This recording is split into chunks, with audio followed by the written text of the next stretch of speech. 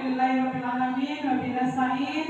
Alhamdulillahirabbil assalatu wassalamu ala asrofil anbiya'i wal mursalin wa ala alihi wa sahbihi ajma'in. Amma ba'du.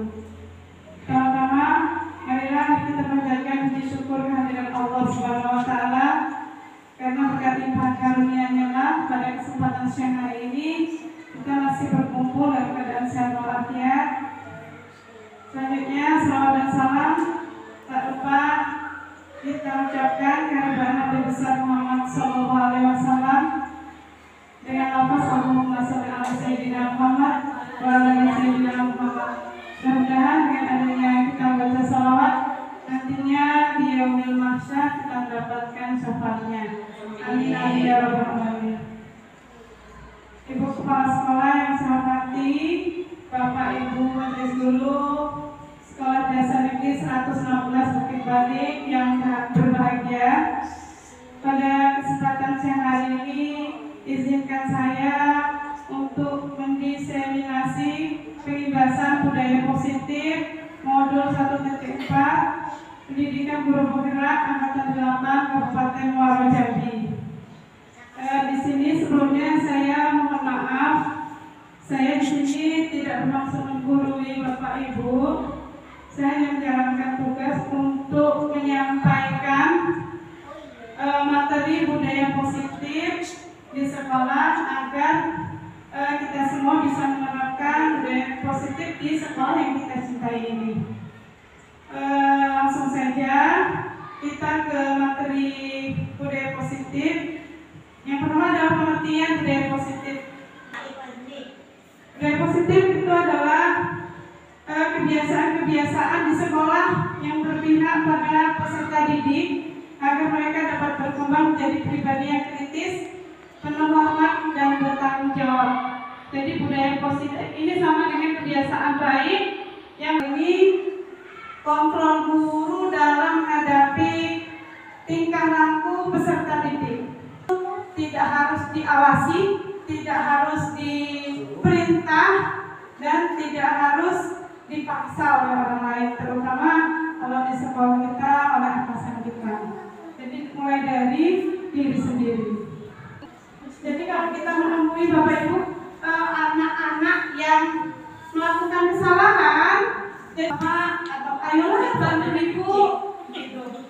Jadi murid akan merasa senang, Bapak Ibu merasa senang, aman dan akrab dengan guru. Semua orang pasti melakukan kesalahan ya. Semua orang pasti pernah merasa bersalah ya. Ibu paham kalau kamu pernah melakukan kesalahan dan ibu pun pernah melakukan kesalahan. Jadi kita berposisi sebagai manajer. Jadi kalau kita berposisi sebagai manajer, maka perasaan murid akan merasa percaya diri. Manajer, ya, si manajer. Bijaksana. Ya, bijaksana dalam menyiasati suatu masalah. Keyakinan kelas ini adalah pernyataan-pernyataan itu dalam bentuk kalimat positif. Jadi keyakinan kelas itu tidak menggunakan kata tidak boleh atau dilarang. Misalnya dilarang membuang sampah sembarangan, itu tidak boleh. Jangan tidak memakai seragam, gitu kan. Dari kata jangan dan tidak kita ganti dengan kalimat positif. Setiap hari pakailah seragam sesuai aturan. Karena kelas itu bersifat khusus, kalau keyakinan kelas ini bersifat umum. Sebelum jamnya. Dilarang pulang sebelumnya. Sebelum jamnya berarti disiplin ya, disiplin. Keyakinan kelas yang sudah saya buat, tapi nggak jelas ya gambarnya. Ini itu keyakinan kelasnya sudah saya buat, tapi membuat kesepakatan kelas atau keyakinan kelas. Jadi menempel, kemudian dijadikan satu keyakinan kelas yang ditandatangani oleh seluruh siswa-siswi yang ada di kelas tersebut. Kalau anak melakukan kesalahan, kita tidak harus memarahinya, kita harus membantunya. Jadi dari identitas gagal menjadi identitas sukses. Jadi dia kembali ke kelompoknya dengan perasaan yang senang dan gembira. Dengan identitas, kata-katanya seperti ini. Misalnya kita memanggil anak ke kantor, dia sedang berbuat kesalahan. Kita bilang seperti ini, nah, berbuat salah itu tidak apa-apa, itu manusiawi. Seperti itu ya Bapak Ibu, harus mengontrol emosi. Kita sebagai guru harus mengontrol emosi dulu. Kita harus bilang seperti itu. Tahapan segitiga restitusi kita harus bilang, nah, berbuat salah itu tidak apa-apa, berbuat salah itu adalah manusiawi. Kemudian berbuat salah itu hal yang biasa. Kemudian tidak ada manusia yang sempurna. Ibu juga pernah melakukan kesalahan seperti itu. Jadi kita menstabilkan dulu identitas dia yang awalnya dia marah menjadi tenang dulu. Nah ini kita sebagai guru pada saat anak-anak melakukan kesalahan, kita harus memberikan suatu motivasi untuk anak. Ya, misalnya kita memilih kata-kata seperti ini. Kamu pasti punya alasan ya mengapa kamu melakukan seperti itu. Misalnya kita lihat anak kita terlambat masuk sekolah. Kita tanya dulu, ya. Tanyakan dia dulu. Jangan menjatuhkan dia kalau dia sedang berbuat kesalahan. Selama ini kan Bapak Ibu kita kalau lihat anak nakal atau melakukan kesalahan, kita emosi dulu, marah dulu. Bu ini, kayak gitu ya Bapak Ibu. Biasanya seperti itu. Saya berkaitan dengan keyakinan kelas yang kita buat, yaitu menanyakan keyakinan.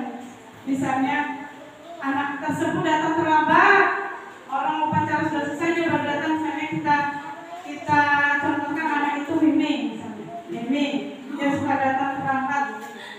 Jadi sudah kita bilang, nah, ya berbuat salah itu tidak apa-apa. Semua orang pasti pernah berbuat salah. Itu yang pertama, itu menstabilkan identitas. Kemudian pada tahap validasi tindakan salah, kita tanya lagi, kamu pasti punya alasan kenapa kamu terlambat, kan?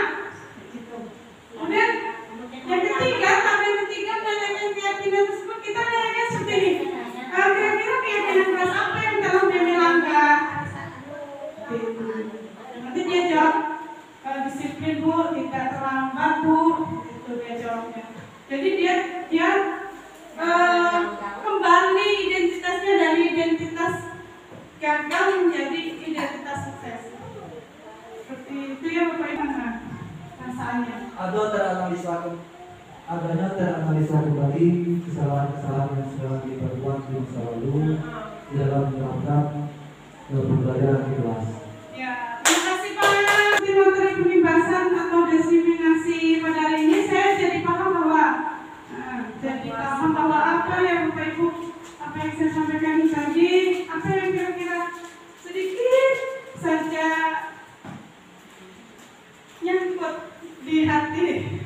Teknik video segalanya termasuk penguasaan terhadap anak, penguasaan dalam kelas, itu yang didapat. Oke, berarti teknik penguasaan terhadap anak ya, pada saat melakukan kesalahan ada teknik khusus yang harus kita lakukan. Ada jurus jitu ya Pak ya, biar anaknya tuh kembali tidak down. Itulah bahasa kita ya Pak. Kemudian akan apa? Apakah saya akan marah-marah seperti biasanya atau seperti apa kira-kira? Ya, adapun target saya selanjutnya adalah setelah melihat tayangan yang telah Ibu telah memberikan, mungkin kedepannya kami dalam menghadapi anak, sesalah apapun anak itu, kita tidak biasanya kan mungkin dengan emosi, mungkin karena adanya ini dari penyampaian Ibu, kita tahu hal awal yang kita lakukan itu jangan langsung menjatuhkan, biar anak tidak merasa down.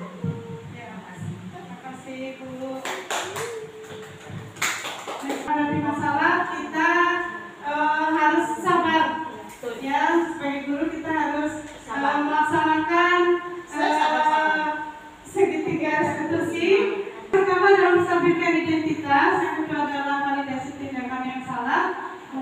ketiga adalah menanyakan keyakinan.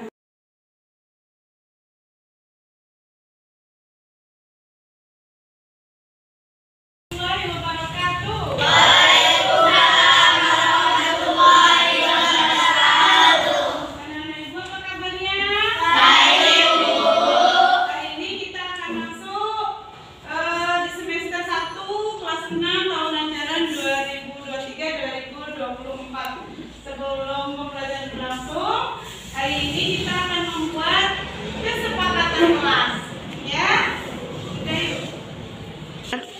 Kesepakatan kelas itu adalah kalau dulu disebut dengan peraturan kelas atau tata tertib kelas, ya. Sesuatu yang boleh dilakukan dan tidak boleh dilakukan di dalam kelas. Nah, hari ini kita buat, kita tulis, ya. Nanti Bu akan bagikan sticky note ini ke kalian. Kalian tuliskan apa yang menjadi keinginan kalian, ya. Nanti anak ibu silakan menuliskan keyakinan kelas kita. Hindari menggunakan kalimat jangan dan tidak, ya. Menggunakan kalimat positif, ya. Udah, yuk.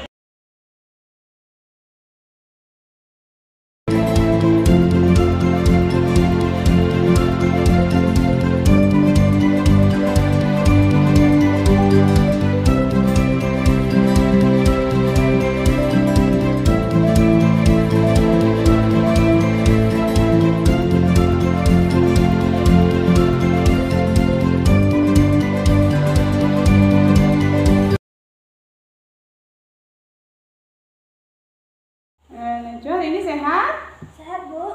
Alhamdulillah. Najwa tahu nggak kenapa Ibu panggil hari ini ke sini? Tidak, Bu.